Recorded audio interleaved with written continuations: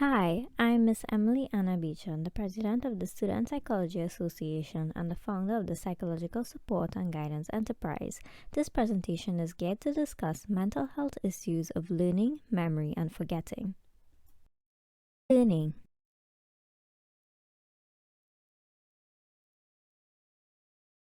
What is learning? Learning is the process of acquiring new and relatively enduring information or behaviors. There are different types of learning: habituation, classical conditioning, operant conditioning, cognitive, which includes social learning theories, latent learning, instrumental control, observations, and imitation. There are also different types of learning styles: relational, analytical, structural, and energetic. For relational, these persons desire to learn through understanding people, developing relationships, and helping people.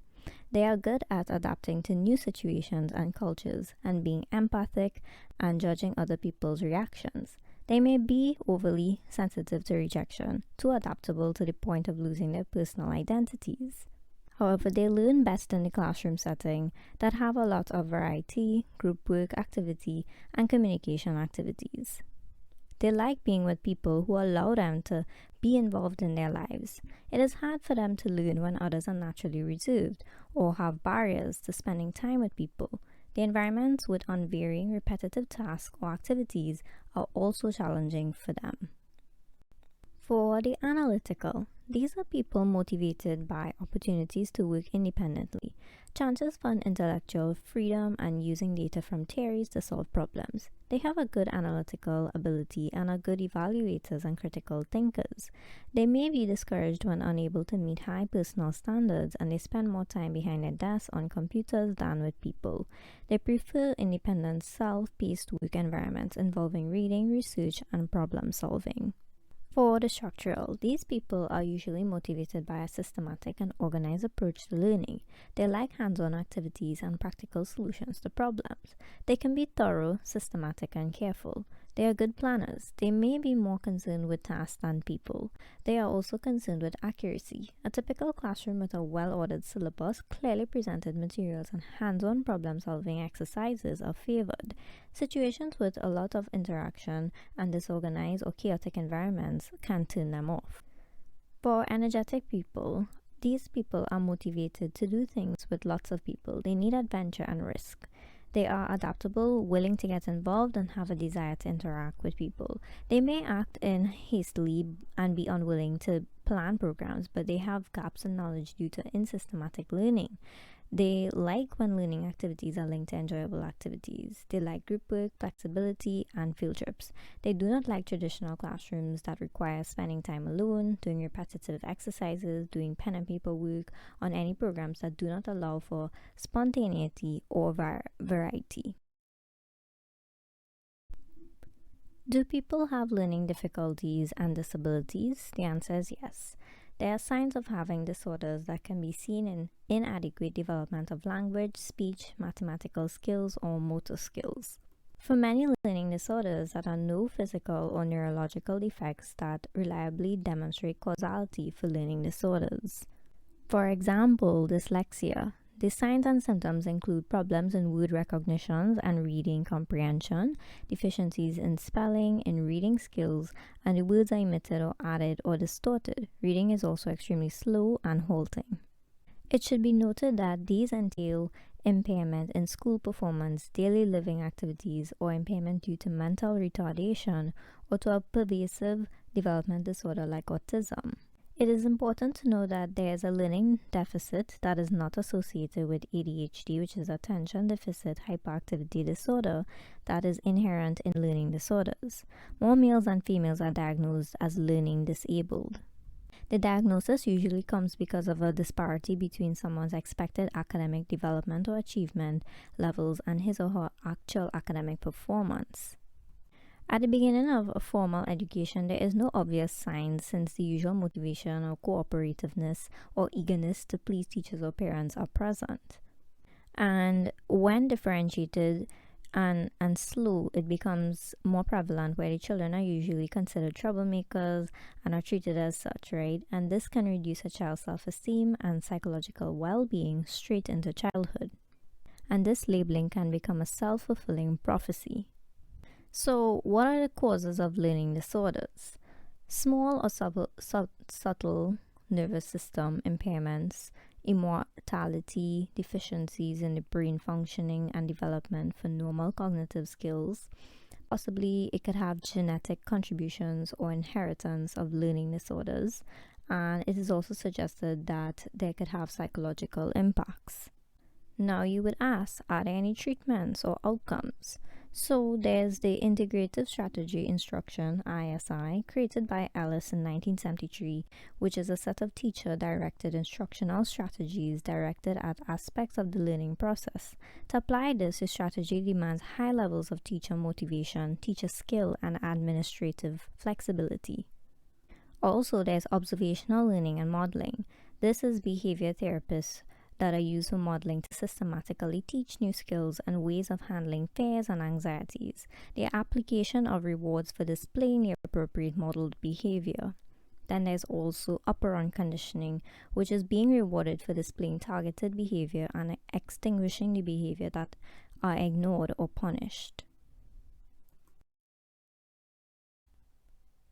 Now, what is mental retardation? This is defined as a significantly sub-average general intellectual functioning that is accompanied by significant limitations in adaptive functioning, for instance like self-care, work, health, and safety. Initial diagnosis usually takes place around 5 to 6 years of age, and the problems usually begin before the age of 18 years old for the diagnosis to apply. It follows a spectrum from mild to profound, so now I'm going to explain the spectrum. So for mild mental retardation, this is the largest group of mentally retarded persons, and they are also called educable since the age of 8 to 11 years old. Their life experiences, however, will allow for higher levels of cognitive processing. They normally do not show signs of physical anomalies on the brain pathology, but they have require suspicious and they are early diagnosis, parental assistance, and special education programs, and many can adjust socially and master the simple academics and occupational skills and become self-supporting individuals. Then we have the moderate mental retardation. These persons are likely to fall into the category of trainable, since they are able to master certain routine skills if provided clear instructions. They have the intellect of an average 4 to 7 year old, and they can learn to read and write and can speak fairly well. Learning is slow, conceptualizing is extremely limited, and they appear clumsy and may have bodily deformation or poor motor coordination. They can achieve partial independence in self-care, acceptable behavior, economic sustenance in a family or in sheltered environments. For the severe mental retardation, these persons are sometimes referred to as dependent retarded. Their motor and speech development are severely retarded. Their sensory deficits and deficits on the motor handicaps are common. They are always dependent on others for their care, although they can develop some levels of personal hygiene and self-help skills. They can still profit from training and can perform simple tasks with supervision. And last but not least, the profound mental retardation. These persons are sometimes referred to as life support retarded. They can hardly even master the simplest of tasks. Useful speech is very basic. They may have severe physical deformities, central nervous system pathologies, and retardation in their growth. Other physical abnormalities that are common are conclusive seizures, and they tend to have poor health and low resistance to diseases, and therefore they usually have a short life expectancy. Memory.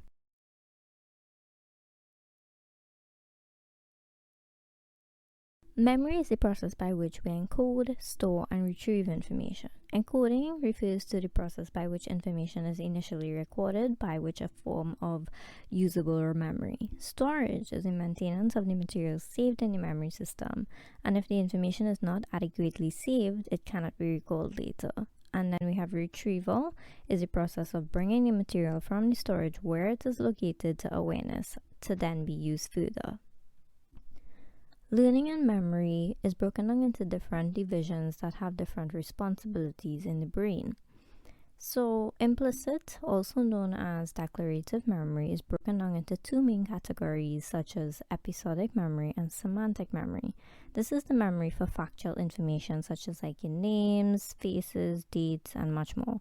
It should be noted that these are the memories that people are not consciously aware of but can affect subsequent behavior and performance.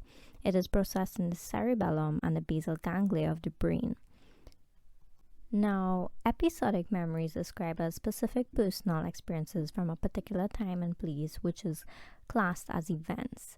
It is a memory of a biographical detail of our individual lives. For example, celebration of your birthday. Right now, semantic memory means facts about the world, objects, and languages, or conceptual priming, as well as memory for the rules of logic that are used to deduce other facts. For instance, COVID-19 is a pandemic that everyone is facing around the world. That is a fact.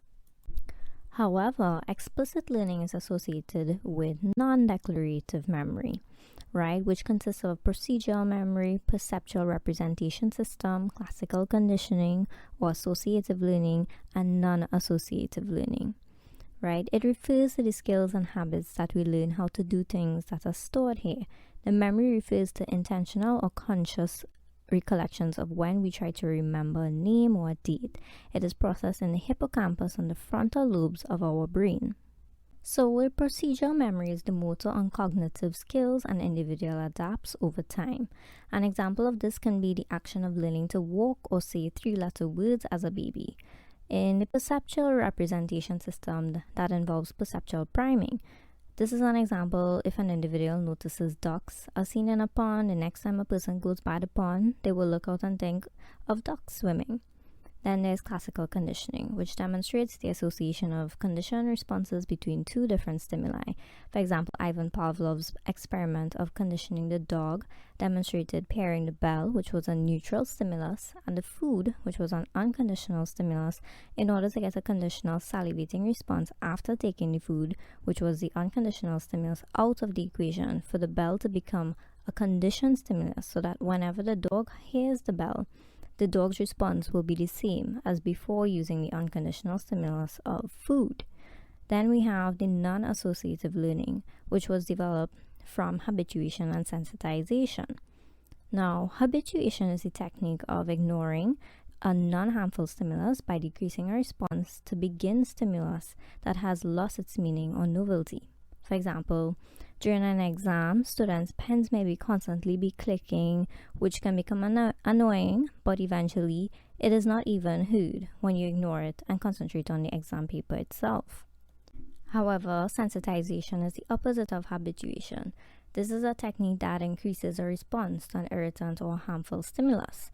Take, for instance, an experiment done with pleasure. The more the siphon was shocked, the sea snail exhibited an increased gill withdrawal reflex after being exposed, which demonstrated that an animal is sensitive to a stimulus being present. Getting.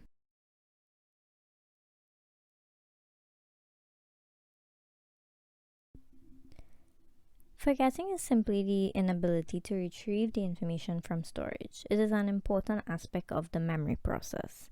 Now, some reasons why we would forget is due to decay, which is the loss of the information through its non-use. And when we learn new material, a memory trace or engram is then created. And this is an actual physical change in the brain. With decay, the trace simply fades away with nothing left behind because of the passage of time. For instance, Bing Bong from the movie Inside Out. If you all ever looked at that movie, you would understand what I'm speaking about.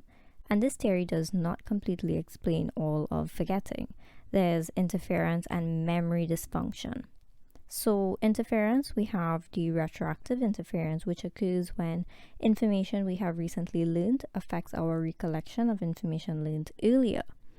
And then we have proactive interference, which occurs when information that we learned a while ago affects our ability to recollect more recently learned information.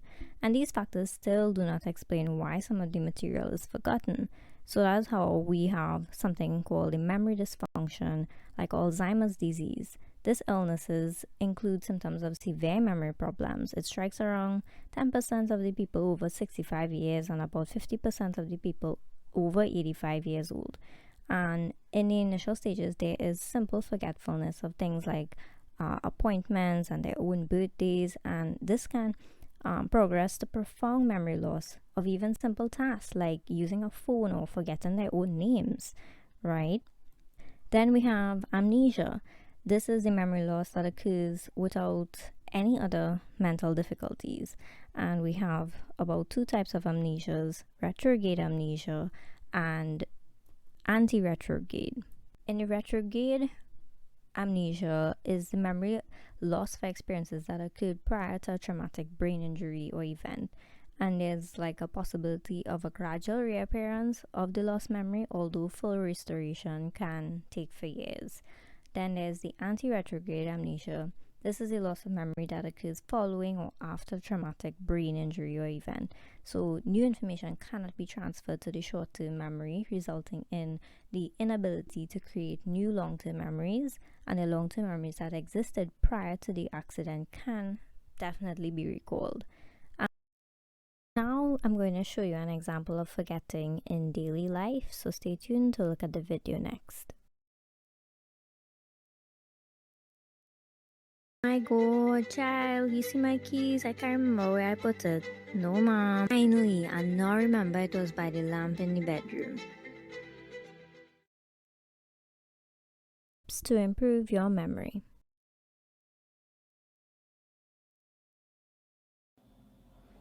Hello, today I'm going to be sharing with you some tips on how you can improve your memory. Many of us find different ways to improve our memory, from retrieval cues to mnemonics. Now, studies have actually shown that we remember best when we are in a similar situation or we are in the same environment. So, for instance, if you have an exam that you're studying for and you study in the same place that the exam is being taken, you tend to remember better and you perform better. Now, organization is a very crucial aspect in remembering and improving memory. It helps in encoding and storing the material in your brain much better. If you organize things in your daily life, whether it is making a checklist so that you don't forget that you have meetings or classes or errands to run, it would help in improving your memory. Another way is to ask yourself questions daily. So if you ask yourself things like, did I finish out that piece of homework, or did I complete that assignment, did I turn in or submit? If you constantly ask yourself that if you finish something, that can help you improve your memory so that you remember that, oh wait, I have to still do this and I still have that pending and whatnot. So that is a very good way to remind yourself that you have things to do so that you will not forget. Even if you already wrote it down, it's a way of improving your memory. Last but not least, I want to share with you the tips on practice and rehearsal. Now, as you know, persons that are suffering from Alzheimer's disease or amnesia, they tend to forget things like their birthdays or their names, or just not knowing themselves anymore because of the decay in the brain, right? So sometimes it is good if persons go to get or seek professional help and get the proper medication that they need. And if you are living with someone that suffers from these things, you can help support them by always doing repetition of practice and always reminding them about these daily tasks so that they continue to improve their memory. So I hope that this video has enlightened you on the tips of improving your memory, and you can share it. And if there's anyone that is suffering from these things, I hope that they improve, and I hope everyone stays safe during this time. So thank you for watching. Thank you for watching on behalf of the Student Psychology Association of UE.